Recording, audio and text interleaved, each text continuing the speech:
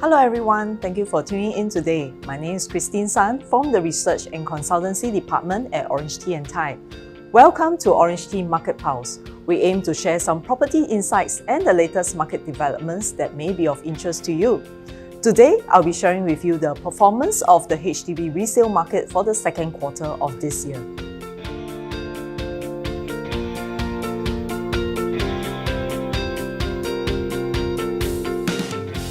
Given that the pandemic is still evolving and the uncertainties facing the global economy, HDB resale prices remain surprisingly stable over the past 2 quarters. According to the HDB public housing data, prices of resale flats rose marginally by 0.3% after remaining flat in the first quarter of this year.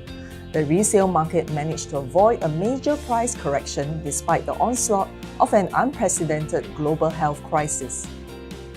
In past crises, prices fluctuated more dramatically. For instance, the HDB Resale Price Index plunged 9 quarters during the Asian financial crisis in 1997 and declined 8 consecutive quarters during the dot-com bubble crash and 9/11 attacks between 2000 and 2002. The current price resilience could be due to a few factors. For instance, the government released 4 stimulus packages totaling about $100 billion to save Singapore's economy and prevent large-scale unemployment. Currently, the stimulus measures seem quite effective in preventing a housing market meltdown or property price collapse.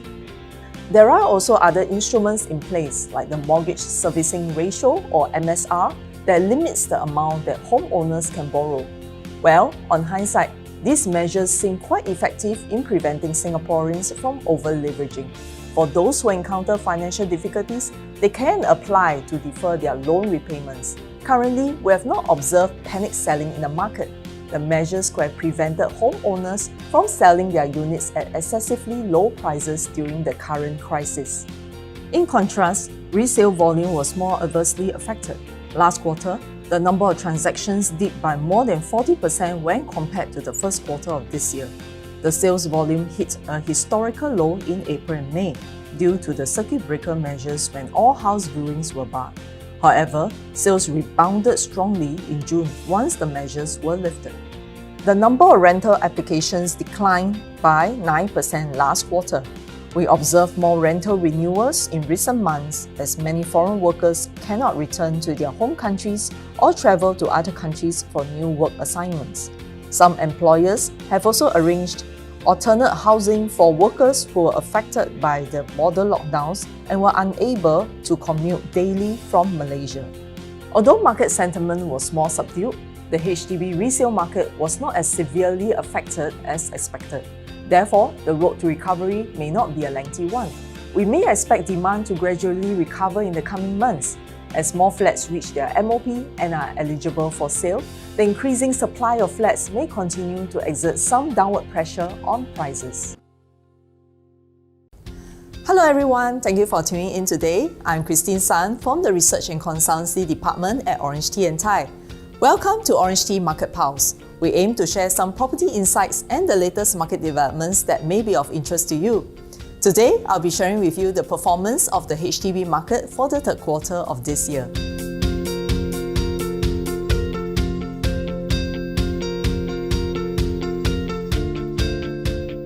The HDB market posted a stunning rebound last quarter after clogging historically low sales in April and May, when house viewings were barred during the circuit breaker period. According to the HDB public housing data, prices of resale flats rose by 1.5% quarter-on-quarter after rising marginally by 0.3% in Q2. For the first 3 quarters of this year, the overall price index increased by 1.8%. The increase in prices could possibly be attributed to many new HDB resale flats being sold last quarter. As new flats tend to command higher prices than older ones, the overall price index could have been uplifted by the new flats. Some sellers have also raised their asking price since housing demand has returned. Many buyers flocked back to the market after a circuit breaker period. As a result, sales rebounded from June and remained above 2,400 units per month for 4 consecutive months.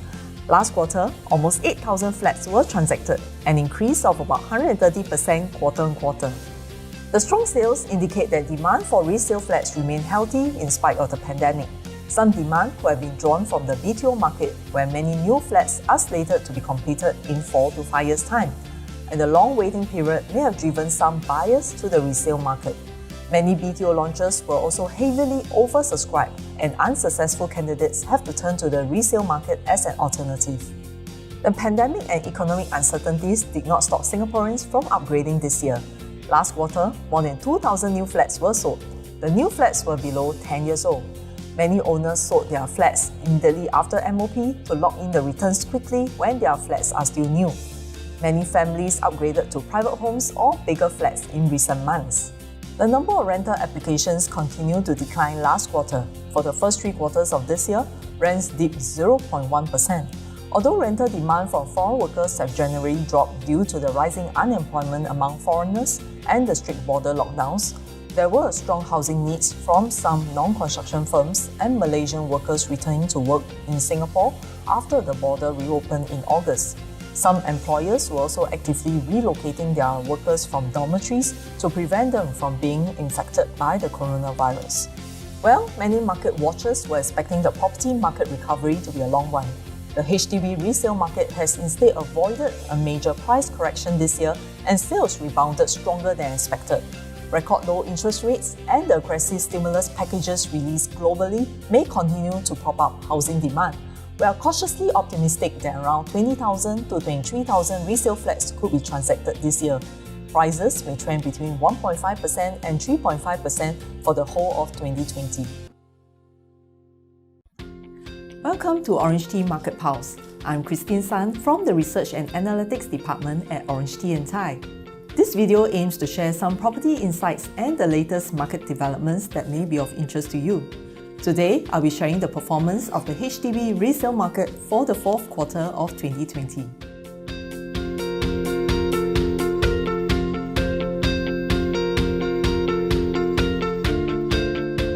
Last year, the HDB resale market performance was extraordinary as demand and prices rose strongly despite the pandemic and global economic fallout.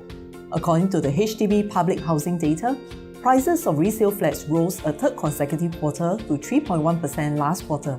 For the whole of 2020, prices rose 5%, the steepest annual increase since 2012. Prices rose across most flat types last year. According to the HDB public housing data, resale volume in the 4th quarter of last year dipped by 1.9% to 7,642 units. However, for the whole of last year, sales of resale flats rose to its highest level in 8 years. More than 24,000 resale units were transacted in 2020. The rapid increase in prices and strong demand was quite unexpected. The resilience of the HDB market could be attributed to stimulus measures launched by the government to support the economy and prevent massive unemployment. Most workers were able to keep their earnings with the help of various job support schemes. Moreover, we are reaping a harvest of market stability now, due to strict measures like the MSR.